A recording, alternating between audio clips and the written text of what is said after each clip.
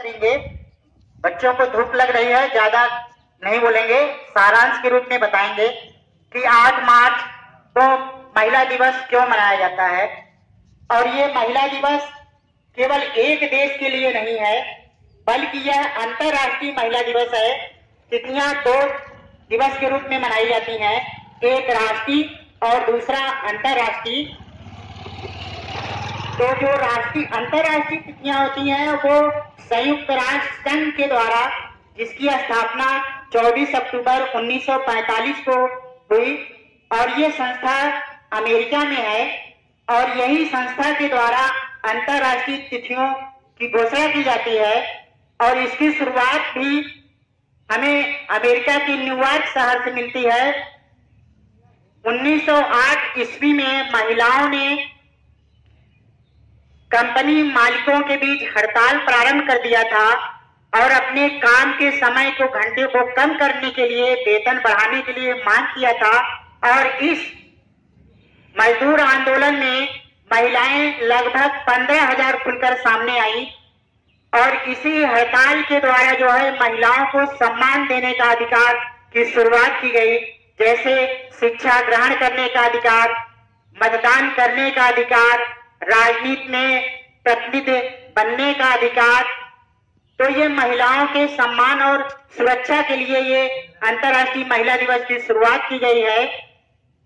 जिस प्रकार एक देश में महिलाओं को सम्मान देने से वो देश विकसित होता है या विकास के रास्ते पे जाता है, तो हमें विश्व के समस्त देशों को महिलाओं के सम्मान और सुरक्षा के लिए विकास की तरफ अग्रसर होना चाहिए। और महिलाएं पुरुषों से किसी भी क्षेत्र के मुकाबले में कम नहीं है।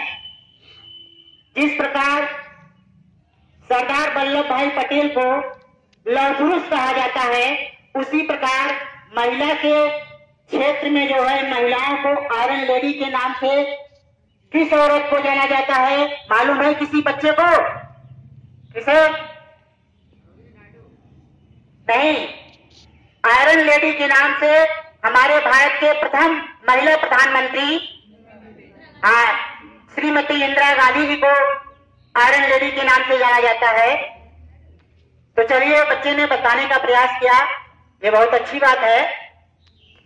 दूसरा ये चीज है कि महिलाओं को जहां सम्मान देने की बात है, तो भारत के संस्कृत श्लोक में भी कहा गया है कि यस्य पूज्यन्ते नार्यस्तु तत्र रमन्ते देवता।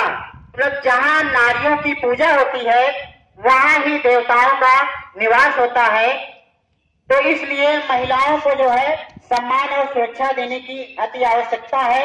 और सम्मान और सुरक्षा ये कब जो है सुरक्षित माना जाएगा, इस संदर्भ में जब महिलाएं चाहे 24 घंटे में कहीं भी, दिन हो या रात हो, अपना काम करने के लिए निर्भय होकर घर से बाहर निकले और बिना किसी रोक टोक के, बिना किसी अपराध के वो सुरक्षित घर पे वापस आ जाएं, तब ये हम मानेंगे कि महिला सशक्तिकरण या मिशन शक्ति का उद्देश्य भारत सरकार द्वारा या संयुक्त राष्ट्र संघ के द्वारा जो है वो मिशन जो है पूरा सफलतापूर्वक सफल हुआ। जब तक महिलाओं के प्रति अत्याचार, चाहे वो घरेलू हिंसा हो, चाहे वो आपराधिक क्रिमिनल अपराध हो, ये सब जब तक होते रहेंगी तब तक महिलाएं जो है वो किसी भी कीमत पर आगे नहीं बढ़ पाएंगी, क्योंकि उनके अंदर डर सहम जाएगा कि बाहर जाएंगे तो हमारे साथ कुछ अन्याय घटनाएं हो सकती हैं। तो इन सब से सीख लेने की जरूरत है, महिलाओं को आगे बढ़ाने के लिए जरूरत है, क्योंकि महिलाएं पुरुषों से कम नहीं, वह अबला नहीं बल्कि सबला है। क्योंकि किसी ने कहा है कि मानव